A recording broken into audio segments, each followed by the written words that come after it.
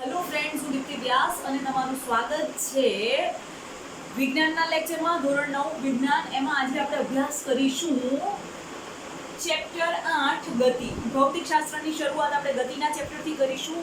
વિદ્યાર્થી મિત્રો, ગતિ એટલે શું? એક સામાન્ય ભાષામાં હું તમને કહું કે ભાઈ ગતિ એટલે એવું કોઈ હલનચલન કે જે તમને દેખાય કે આ એક જગ્યાએથી બીજી જગ્યાએ ગયું, એને સામાન્ય ભાષામાં આપણે ગતિ કહીએ છીએ. તો આપણે જોઈ શકીએ કે રોડ ઉપર કાર ચાલે છે, એક જગ્યાએથી બીજી જગ્યાએ ખસી, મતલબ કે કાર ગતિ કરે છે. બસ ગતિ કરે છે. કોઈ પ્રાણી ચાલતું જાય છે તો પ્રાણી ગતિ કરે છે. તમારા માથે પંખો ગોળ ગોળ ફરે છે તો એ પંખો ગતિ કરે છે. તો વસ્તુ શું છે કે ભાઈ વિજ્ઞાનની ભાષામાં ગતિની જો વ્યાખ્યા આપવામાં આવે કે ગતિ એટલે શું, તો કોઈ પણ પદાર્થ છે એ પદાર્થ પોતાનું સ્થાન બદલે છે, એને ગતિ કહેવાય. આ સામાન્ય વસ્તુ.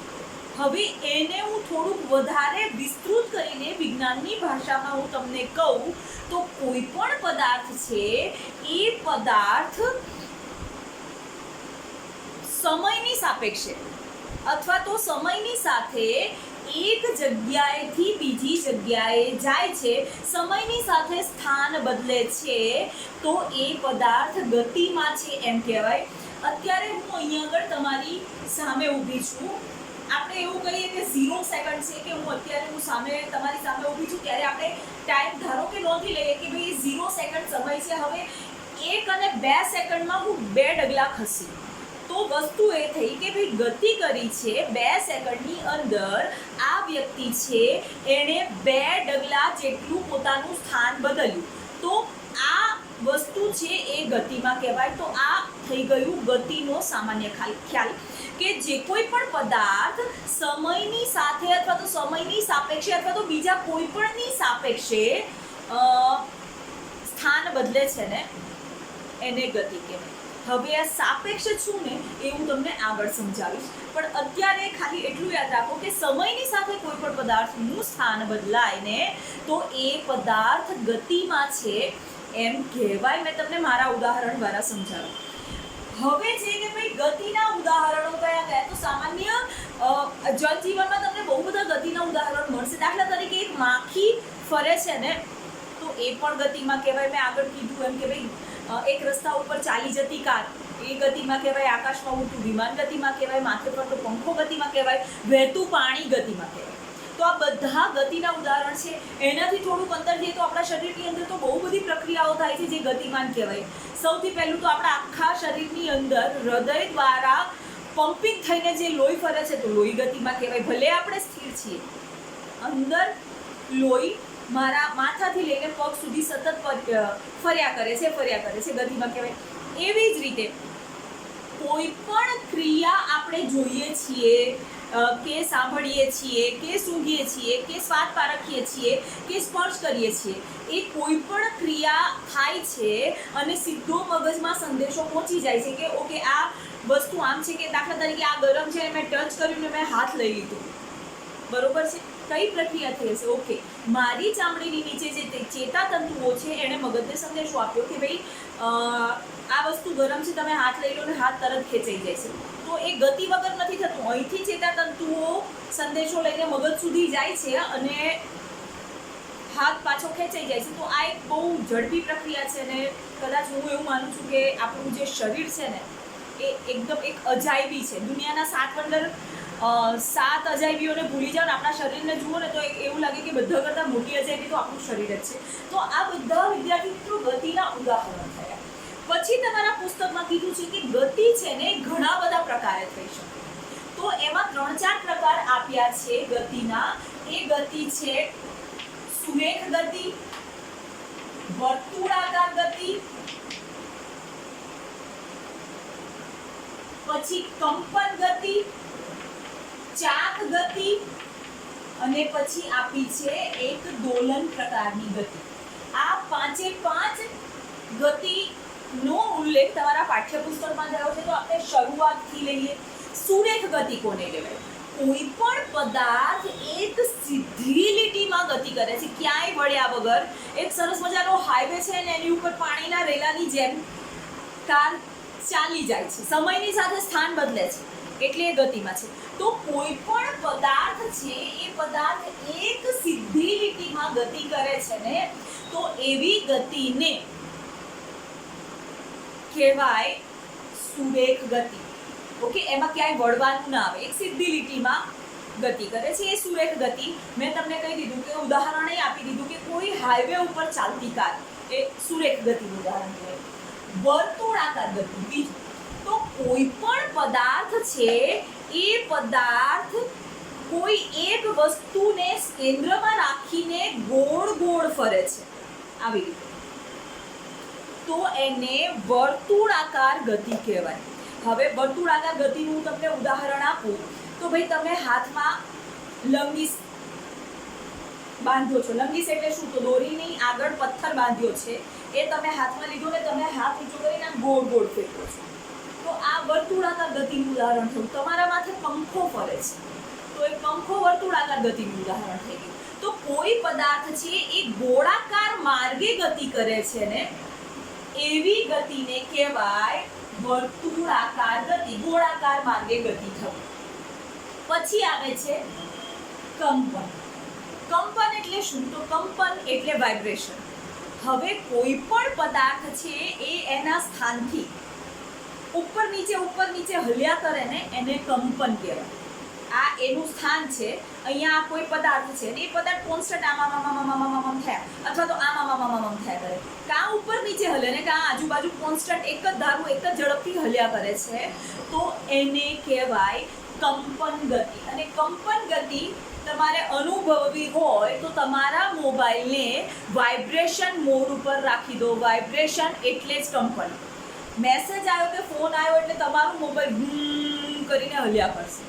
ઓકે, એ કંપન ગતિ કહેવાય. બીજું સામાન્ય જનજીવનનું ઉદાહરણ આપું ને તો ક્યારેય ટાઈટ બાંધેલા તાર ઉપરથી તમે કપડું આમ ખેંચીને લો, એ તાર શું કરશે? તાર આવી રીતે હલશે.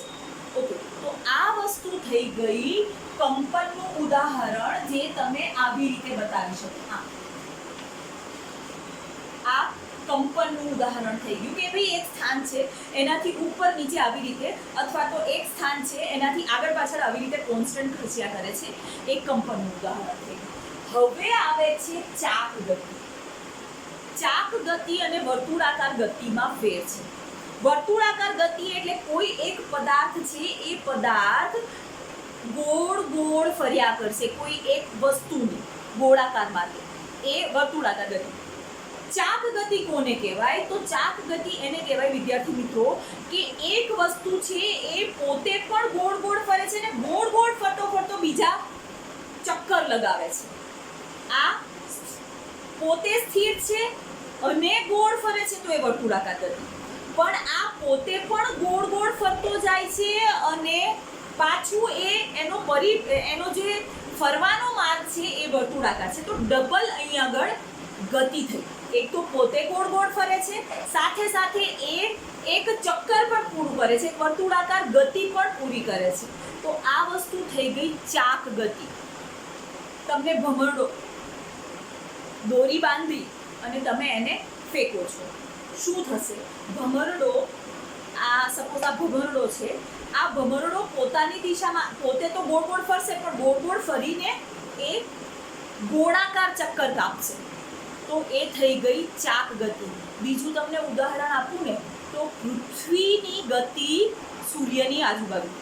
એક વસ્તુ જુઓ, પૃથ્વી પોતાની ધરી ઉપર તો ગોળ ગોળ ફરે જ છે, બરોબર? એને શું કહેવાય? પરિભ્રમણ અથવા તો ધરીભ્રમણ. અને એ જ પૃથ્વી ગોળ ગોળ ફરતી સૂર્યની ફરતે વર્તુળાકાર માર્ગે ગતિ કરે છે. તો ડબલ ગતિ થઈ ગઈ. આ ગોળ ગોળ પરિભ્રમણ અને સૂર્યની ફરતે ગોળ ગોળ ફરે છે આવી રીતે, એ પરિક્રમણ. તો આવી જે ગતિ છે ને એને કહેવામાં આવે છે ચાક ગતિ. પોતાની ધરી ઉપર એ ફરવું અને સાથે સાથે પાછો એક વર્તુળાકાર માર્ગે ગતિ કરવી. ચાક એટલે પૈડું.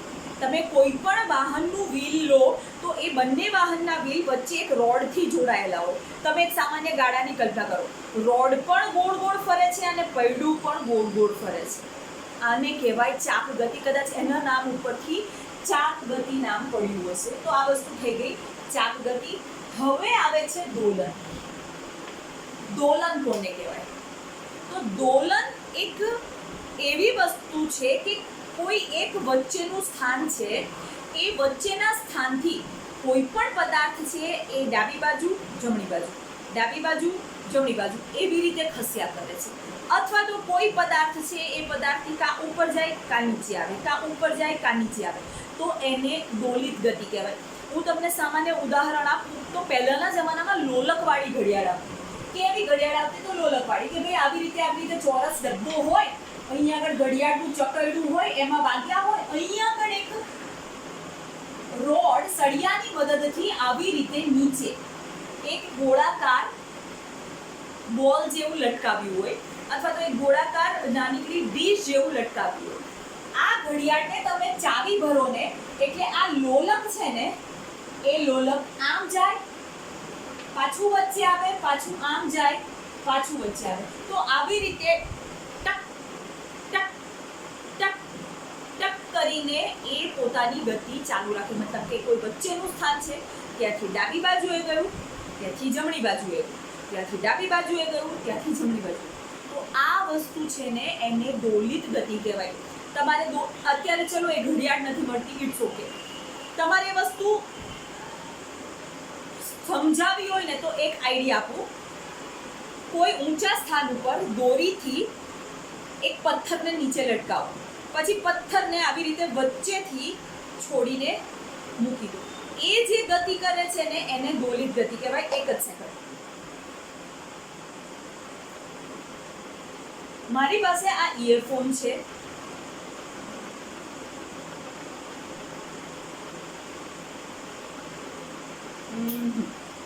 મારી પાસે આ ઇયરફોન છે. બાકીના ઇયરફોનને હું હાથમાં પકડી લઉં છું. ઓકે, હવે આ ઇયરફોન છે. ઓકે, એને મેં આ પકડી અને આમ હલાવ્યો. આ દેખાય છે? આને દોલિત ગતિ કહેવાય. આને મેં આમ ધક્કો માર્યો ને આ જે કરે છે ને એને દોલિત ગતિ કહેવાય. એક બાજુએથી આમ, એક બાજુ, બીજી બાજુ, બીજી બાજુએથી પાછી જ્યાં હતી ત્યાં પહેલી બાજુ. તો આ થઈ ગયા દોલિત ગતિ અને ગતિના પ્રકારો જે તમારી બુકની અંદર આપવામાં આવ્યા છે. તો વિદ્યાર્થી મિત્રો, આ બધા ગતિના પ્રકાર મેં તમને સમજાવી દીધા. હવે આવે છે ગતિનો ખ્યાલ. તમારી બુકમાં લખ્યું છે કે ભાઈ ગતિ છે એ સાપેક્ષ ખ્યાલ છે. હવે હું એવું કહું કે કોઈ વસ્તુ ગતિમાં છે, ઓકે, એ તમે લોકો કઈ રીતે નક્કી કરો? હું એવું કહું કે પવન વાય છે, પવન ગતિમાં છે, તો તમે કઈ રીતે નક્કી કરશો? તમને પવન દેખાય છે? ના, નથી દેખાતું. ઓકે, તો તમે કેવી રીતે નક્કી કરશો કે બહુ જોરથી પવન વાય છે? તો તમે જોશો કે તમે જે જગ્યાએ ઊભા છો ત્યાં તમારા કપડાં ઉડે છે, ત્યાં કોઈ ઝાડ છે તો ઝાડના પાંદડા અને ડાળીઓ હલે છે, તો તમને ખબર પડે કે ભાઈ પવન વાય છે, મતલબ કે હવા છે, હવા ગતિમાં છે. ઓકે, તો તમારે એને અનુભવવા માટે તમારે કોઈક બીજી વસ્તુની જરૂર પડે છે, એને દર્શાવવા માટે કોઈ બીજી વસ્તુની જરૂર પડે છે, એટલે એને સાપેક્ષ કહેવાય. તમારી બુકની અંદર ઉદાહરણ આપ્યું છે કે તમે એક બસમાં બેઠા છો અને બાજુમાં તમારું બેગ પડ્યું છે. ઓકે, તમે બસમાં બેઠા છો, બસ ચાલુ કન્ડિશનમાં છે. હવે એ બસ ચાલે છે, તમે બસમાં બેઠા છો, તમે બારીની બહાર નજર કરો છો. તમને શું લાગશે કે જેટલા મકાનો છે ને એ મકાનો પાછળ જતા જાય છે, કોઈ પણ ઝાડ આવે છે પાછળ જતું જાય છે. શું હકીકતમાં એ ઝાડ ગતિ કરે છે? ના. તો તમને એવું કેમ દેખાય કે એ ઝાડ પાછળ જતું રહ્યું? તો એનું કારણ છે કે તમે બસમાં બેઠા છો, બસ છે એ બસ ગતિ કરે છે, બસની સાથે તમે ગતિમાં છો, એટલે તમને એવું લાગે કે પાછળ તમારા મકાનો છે કે ઝાડ છે કે એ બધા પાછળ જતા જાય છે. તો આ જ વસ્તુ છે ગતિ સાપેક્ષ ખ્યાલ છે. એ તમે જુઓ ને ત્યારે તમને રિયલાઇઝ થાય, ત્યારે અનુભવાય. બાકી એમ કહી દઉં કે હું ગતિમાં છું, મને જોઈ લો તમે ગતિમાં છો, ના, એવું ના થાય. બરોબર છે? હવે આનાથી બીજું ઉલટું ઉદાહરણ કે તમે બસમાં બેઠા છો. ઓકે, બસની બહાર તમારો ફ્રેન્ડ ઊભો છે. તમને બસમાંથી એવું દેખાશે કે તમારો ફ્રેન્ડ ગતિમાં છે, બરોબર છે? બહાર ઉભેલા તમારા ફ્રેન્ડને એવું લાગશે, તમે બેઠા છો ને બસમાં, તોય તમારા ફ્રેન્ડને એવું લાગશે કે તમે ગતિમાં છો, બરોબર છે? તો આ વસ્તુ શું થઈ ગઈ? આ વસ્તુ સાપેક્ષ ખ્યાલ થઈ ગયો કે બસ ગતિમાં છે એટલે તમને તમારો ફ્રેન્ડ ગતિમાન લાગશે કે પાછળ જતો રહ્યો. બસ ગતિમાં છે એટલે બહારથી તમારા ફ્રેન્ડને એવું લાગશે કે તમે ગતિમાં છો. હવે એ જ વસ્તુ બસમાં બેઠા તમે બાજુ પર તમારી બેગ પાસે નજર કરો, તમને તમારી બેગ સ્થિર લાગશે કે તમારી બાજુમાં જ પડી છે, તમારી સાથે સાથે છે ને બસની સાથે એ ગતિ કરે છે, પણ એ વસ્તુ તમને સ્થિર લાગશે. તો આ બધી વસ્તુ છે, થોડીક કન્ફ્યુઝિંગ છે, રોજે રોજ આપણે અનુભવતા હોઈએ, પણ કહેવા શું માંગુ છું કે ગતિ સાપેક્ષ ખ્યાલ છે. તમારે ગતિ દર્શાવવા માટે કંઈક જોઈએ, કોઈક આધાર જોઈએ જેના આધારે તમે દર્શાવી શકો છો. તમે બસમાં બેઠા છો ને, તો બસની ગતિ છે ને એ તમે તમારા મિત્રની સાપેક્ષે સમજી શકો કે એ બહાર ઊભો છે અને એ પાછળ જતો રહ્યો, અથવા તો તમારો મિત્ર છે એ તમારી સાપેક્ષે સમજે કે તમે બસમાં બેઠા છો અને તમે ગતિમાન અવસ્થામાં છો. તો આ રીતે આ વસ્તુ થઈ ગઈ કે ગતિ છે ને એ ગતિ સાપેક્ષ ખ્યાલ છે. તમે કઈ દ્રષ્ટિથી જુઓ છો ને, તમે બહાર છો તો તમને અંદરના ગતિમાં લાગશે, તમે અંદર છો તો તમને બહારના ગતિમાં લાગશે. હકીકતમાં જે વ્યક્તિ ગતિશીલ અવસ્થામાં છે ને એને આ વસ્તુ સમજી શકાય કે ભાઈ, અથવા તો હું કોકને જોઉં બહારથી કે તમે કોઈ વ્હીકલમાં જાઓ છો તો મને તમે ગતિમાન અવસ્થામાં દેખાશો. તો વિદ્યાર્થી મિત્રો, આ વસ્તુ થઈ ગઈ ગતિનો ખ્યાલ સાપેક્ષ. હવે બીજી મેં બુકમાં નામ આપ્યા છે અનિયંત્રિત ગતિ અને નિયંત્રિત ગતિ. અનિયંત્રિત ગતિને હંમેશા વિનાશ નહોતો. હવે એ જ અનિયંત્રિત ગતિને તમે નિયંત્રણમાં લાવો છો ને, તો એ ગતિ છે, એ ગતિ કોઈ પણ સારા કામમાં ઉપયોગી થઈ પડે. કેવી રીતે? તો વિદ્યાર્થી મિત્રો, હું તમને એક વસ્તુ કહું કે જ્યારે પૂર આવે છે, પૂર આવે ત્યારે ગામોના ગામો બરબાદ થઈ જાય છે, તબાહ થઈ જાય છે. ઓકે, એ પૂર કેમ એવું થાય છે? તો એ વખતે જે પાણીની ગતિ હોય છે એ અનિયંત્રિત હોય છે, એની ઉપર આપણું નિયંત્રણ થતું નથી. ઓકે, એના લીધે ઘણા બધા ગામો પાણીમાં તણાઈ જાય છે. હવે એવું થાય કે એ પૂરના પાણીને અથવા તો એ જે તે નદી છે એ નદીના પાણીને બંધમાં એકત્રિત કરવામાં આવે. ત્યારે શું થશે કે ભાઈ, ચોમાસામાં જ્યારે પાણીની આવક નદીમાં વધશે એ બધું જ પાણી એ બંધમાં એકત્રિત થઈ જશે, બરોબર છે? તો પૂરની સ્થિતિ ટાળી શકાય છે. હવે એક અનિયંત્રિત ગતિ હતી, પાણીની અનિયંત્રિત ગતિ હતી, એને બંધમાં રાખી, એ પાણીને બંધમાં એકઠું કરીને તમે એને નિયંત્રણમાં લીધી.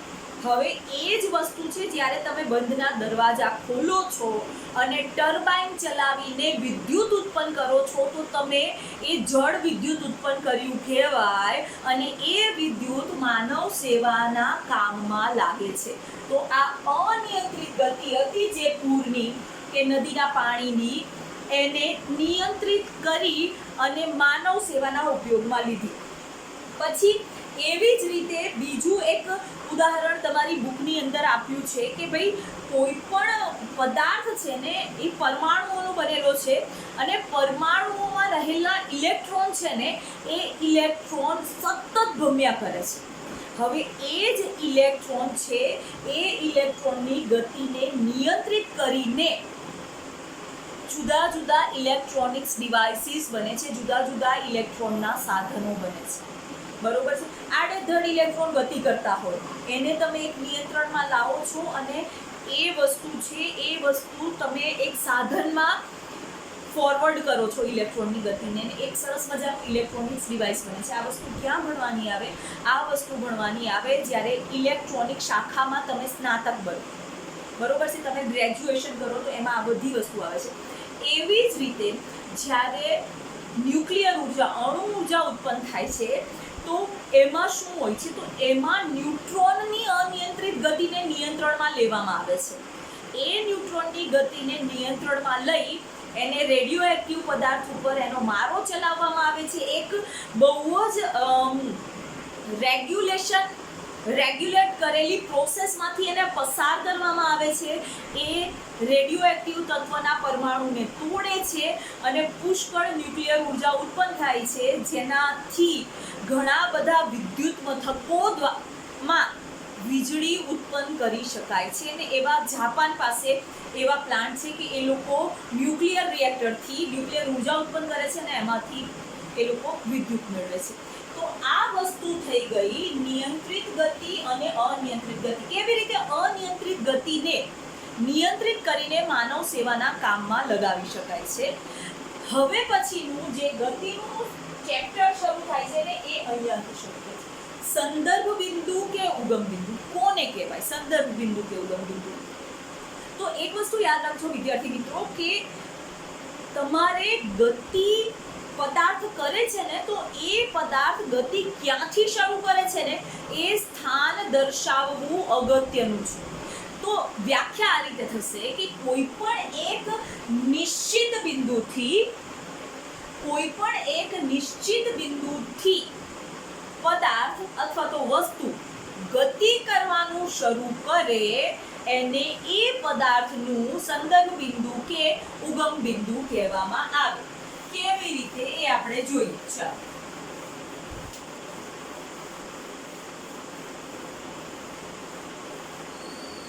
દાખલા તરીકે અહીંયા આગળ એક કાર ઊભી છે.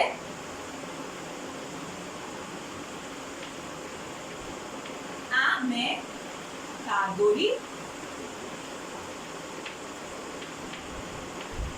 વિન્ટેજ કાર સમજી લેજો. આ મેં કાર દોરી.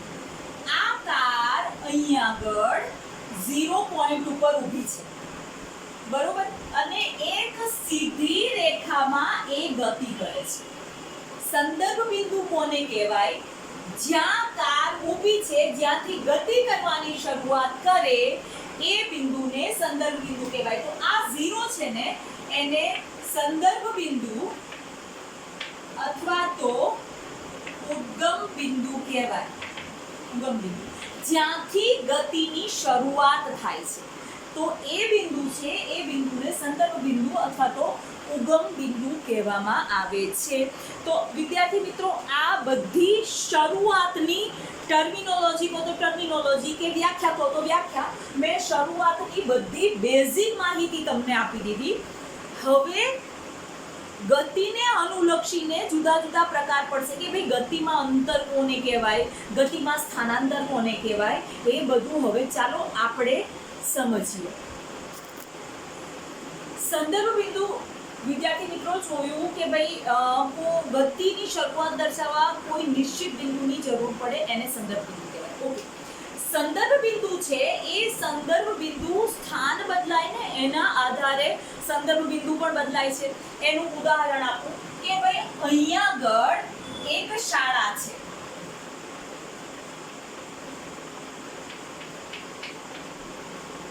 આ એક શાળા છે. આ શાળાથી ઉત્તરમાં અહીંયા આગળ રેલવે સ્ટેશન છે.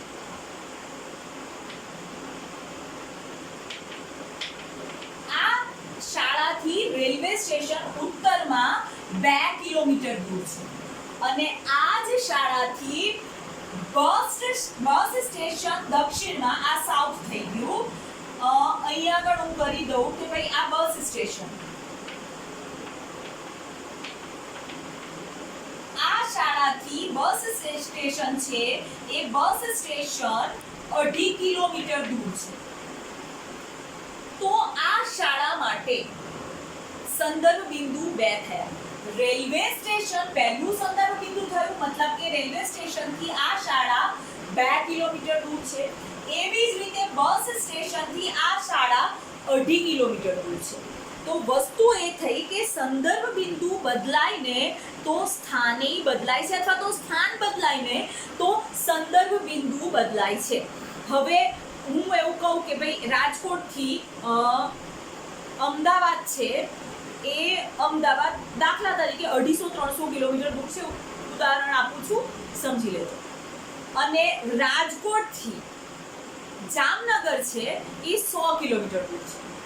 હવે મારે જો અમદાવાદ જવું છે તો મારા અમદાવાદથી રાજકોટ આવવું છે તો મારું ઉદ્ગમ બિંદુ અમદાવાદ થશે. મારે જામનગરથી રાજકોટ આવવું છે ને તો મારું ઉદ્ગમ બિંદુ એ જામનગર થશે. તો આવી રીતે તો ઉદ્ગમ બિંદુ છે એ ઉદ્ગમ બિંદુ બદલાઈને તો પદાર્થનું સ્થાન બદલાય છે. કેવી રીતે? તો ભાઈ અહીંયા આગળ 2 કિલોમીટરે સ્કૂલ એટલે કે પદાર્થનું સ્થાન આવશે, અને અહીંયા બસ સ્ટેશનથી જઈએ તો 2.5 કિલોમીટર પદાર્થનું સ્થાન આવશે. 2.5 કિલોમીટરે પદાર્થનું સ્થાન આવશે તો પદાર્થનું સ્થાન બદલાય છે. બીજી વસ્તુ, આપણે ઉદ્ગમ બિંદુ છે ને એ કોઈ નિરપેક્ષ સ્થાન નથી, એ સાપેક્ષ સ્થાન છે. કારણ કે ઉદ્ગમ બિંદુ કે સંદર્ભ બિંદુ બદલાય ને ત્યારે સ્થાન પણ બદલાય છે. એ વસ્તુ થઈ ગઈ. ઉદ્ગમ બિંદુને ઇંગ્લિશમાં ઓરિજિન કહેવાય, અને ઉદ્ગમ બિંદુ દર્શાવવા માટે અથવા તો પદાર્થનું સ્થાન દર્શાવવા માટે તમારે સંદર્ભ બિંદુ જોઈએ. સંદર્ભ બિંદુ આપણા માટે રેલવે સ્ટેશન. બીજું, તમારે એ સંદર્ભ બિંદુ થી પદાર્થ કેટલા અંતરે છે, આ 2 કિલોમીટર અંતરે પદાર્થ છે એ વસ્તુ જોઈએ. અને ત્રીજું, સંદર્ભ બિંદુથી પદાર્થની દિશા જાણવી પણ જરૂરી છે. કઈ દિશા? ઉત્તર દિશા કે દક્ષિણ દિશા. તો વસ્તુ એ થઈ ગઈ કે તમારે કોઈ પણ પદાર્થનું સ્થાન દર્શાવવું છે તો 3 વસ્તુની જરૂર પડે. પહેલું, સંદર્ભ બિંદુ કયું છે. બીજું, સંદર્ભ બિંદુથી પદાર્થનું સ્થાન કેટલા અંતરે છે. અને ત્રીજું કે ભાઈ સંદર્ભ બિંદુથી પદાર્થની દિશા કઈ છે. તો આ વસ્તુ થઈ ગઈ સંદર્ભ બિંદુ. ફરીથી સમજાઈ દઉં કે આ સ્કૂલ છે એ તમને પદાર્થ તરીકે આપી છે. અહીંયા આગળ રેલવે સ્ટેશન છે, અહીંયા આગળ બસ સ્ટેશન છે. રેલવે સ્ટેશનથી સ્કૂલ 2 કિલોમીટર દૂર છે. બસ સ્ટેશનથી સ્કૂલ આપણે અહીંયાથી લઈ લઈએ, આમ લઈ લઈએ એટલે જાજુ થઈ જાય, 2.5 કિલોમીટર છે. જો તમે રેલવે સ્ટેશનને સંદર્ભ બિંદુ ગણો છો તો ભાઈ આ પદાર્થનું સ્થાન દર્શાવવા માટે પહેલા તો સંદર્ભ બિંદુ જોઈએ, તો આપણું રેલવે સ્ટેશન સંદર્ભ બિંદુ. બીજું, એ સંદર્ભ બિંદુથી પદાર્થનું અંતર જોઈએ 2 કિલોમીટર, અને એના માટે તમારે દિશા કે ઉત્તર દિશામાં છે કે દક્ષિણ દિશા એ પણ દર્શાવવાનું રહે છે. હવે વિદ્યાર્થી મિત્રો, જે શરૂ થશે એ તમારે શરૂ થશે અંતર અને સ્થાનાંતરની સમજ. આ બધી બેઝિક માહિતી હતી. તો અંતર અને સ્થાનાંતર માટે આપણે બીજા લેક્ચરમાં મળીશું. ત્યાં સુધી બી happy, take care and good bye.